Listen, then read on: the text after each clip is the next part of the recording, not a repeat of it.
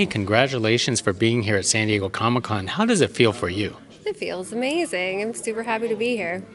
Terrific. How was that experience being in that crowded room on a panel talking about music at this year's San Diego Comic-Con? Sitting next to legends, a little nerve-wracking, but it was great. It was cool to be included. It was cool to, yeah, be like sitting next to composers that I super admire and, yeah, just be part of the conversation.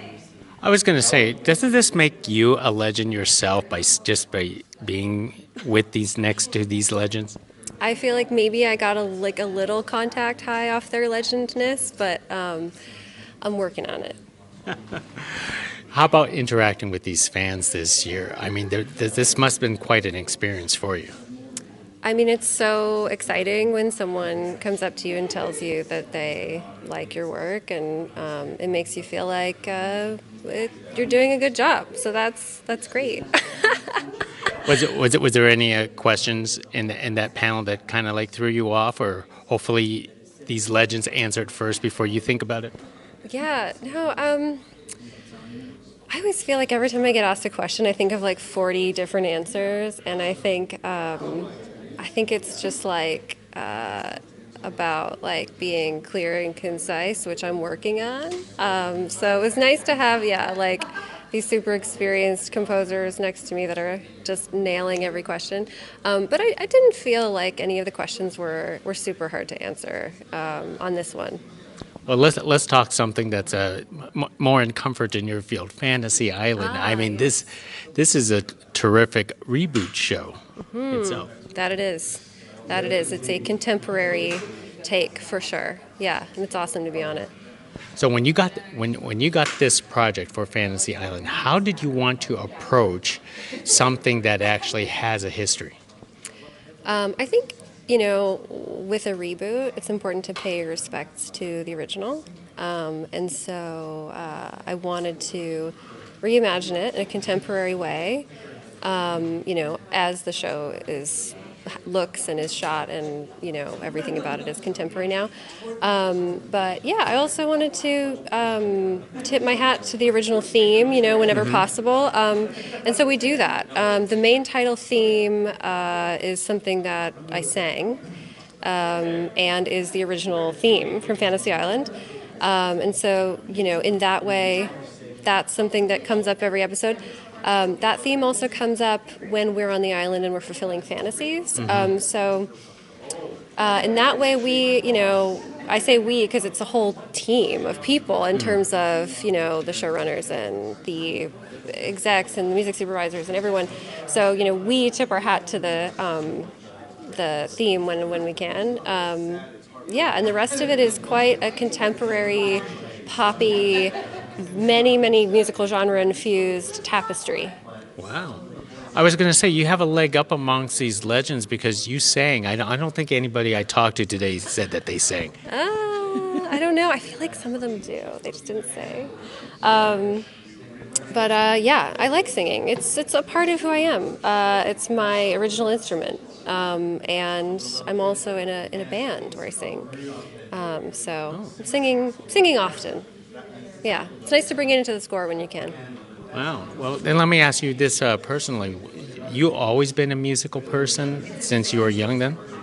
Yeah, ever since I can remember, I was always humming and singing and making up little melodies and things like that, and it's just always been the thing I've loved the most is making music.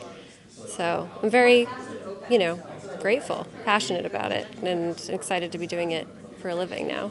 So how do you switch back and forth from composition to, being a part of a band? I mean, that's two different type of musical thought, isn't it? It is. I think it keeps it fresh, to be honest. If you spend all day working on one, the other one kind of feels like a fun hobby.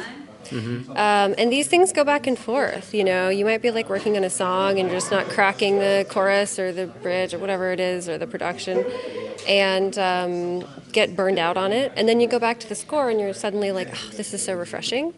And then sometimes you have a really long day on a score and you're out of ideas, and you switch over and you're like, I'm out of ideas. I'm super exhausted, but I have this song in my heart that I have to like get out, and that sounds a bit cheesy, but that's sort of how it works for me with songwriting. And then other times you might be like writing a song and realize that the melody you've come up with isn't really supposed to be in the song, it's supposed to be in the show. And vice versa. So I think they really help each other and they cross pollinate, and it helps just keep everything really fresh. I was going to say, which side is the hobby for you?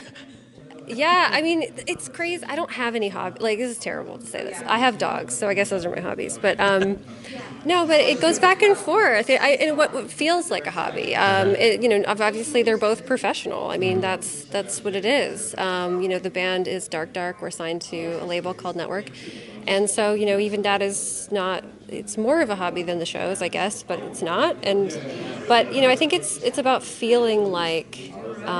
It's about feeling the love for it. It's about sort of relaxing into it and letting it flow and enjoying it. And I really, really enjoy both the scoring and the songwriting and producing. So it's just flipping back and forth. You just will never get burned out. You're just like, okay, I've had enough of this. I'm going to go over here, and now I'm done with that. I'm going back over here. So it's worked. It's worked for me well. Well, you know what? Being talented on both sides make you dangerous. I mean, Or a legend. I think, yeah, it's not. I mean, like, that is not for me to say. I just like making music, and I love collaborating, and so it's a joy to do it. Yeah. Great. And tell us, Dark Dark, what kind of music genre is Dark Dark? It is electro pop. I believe our newest album that we have not released yet is what I would call apocalyptic pop. Yeah, it's it's a little spicy. It's God, we just have fun with it. It's electronic production, some analog synths, guitar. I sing, my bandmate Chris James sings, and we're just kind of making this weird apocalypse pop and having a good time doing it. So I guess we'll have to check out what apocalyptic pop is going to be. I call it this today. Maybe tomorrow we'll call it something else, but today that's how it's, I'm like, I think that's about right. Well, it's excellent. And one more thing before I let you go. You said you started with the singing, but obviously you've done composition. You probably could play, like a dozen, 2 dozen, 3 dozen musical instruments. I mean, what's your specialty? Mostly keyboards, keyboarded instruments, things with buttons. I prefer buttons and knobs and keys. So those types of things. But I will pick up a kalimba. I'll play a little percussive thing. I think I just experiment. It's not. I want to say that I just don't have formal training in a lot of different instruments, but I will kind of like tinker. Yeah. I'm a tinkerer. I pick something up, I mess around with it, I'm like, that sounds cool. And I think that's the great part about composing, is that you can just you can tinker, and then you take the sound and you can then manipulate it and like build something with it. And so I think also a big aspect of what I do is like design and production. It's you try to think of what it's supposed to sound like in your head, and then you try to just take every like bit of different colors of the palette and build that. Well, we know that you're a very creative person, but thank you very much for speaking to us at San Diego Comic-Con. Everyone should check out Fantasy Island and hopefully apocalyptic pop from Dark Dark. Thank you so much. I really appreciate it. Hey, thanks.